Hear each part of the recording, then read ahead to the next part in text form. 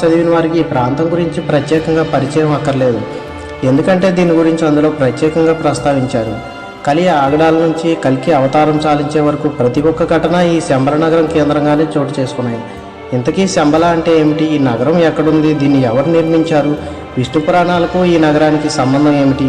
Hitler ఈ నగరంపై ఎందుకు మనసు పడ్డాడు? ఆ నగరం ప్రత్యేకత ఏమిటి? ఇప్పటికీ ఆ నగరం రహస్యంగానే ఎందుకు ఉంది? దీన్ని చూసిన వ్యక్తులు ఏం చెప్పారు?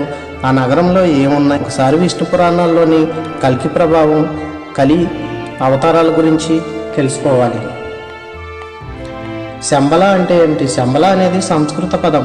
టిబెట్లో దీన్ని సాంగ్రిల్లా అని అంటారు. హైందవ పురాణాల్లో దీన్ని సిద్ధాశ్రమంగా పిలిచేవారు. ఈ ప్రాంతాన్ని భూలోక త్రివిష్టపం అని కూడా అంటారు. త్రివిష్టపం అంటే సంస్కృతంలో స్వర్గం. శంబలలో కూడా దేవతలు తిరుగుతారనే ఉద్దేశంతో దీన్ని భూలోక త్రివిష్టపం అని పిలిచేవారు. ఆ పేరే ఇప్పుడు అనేక రకాలుగా మార్పు చెంది టిబెట్గా మారింది.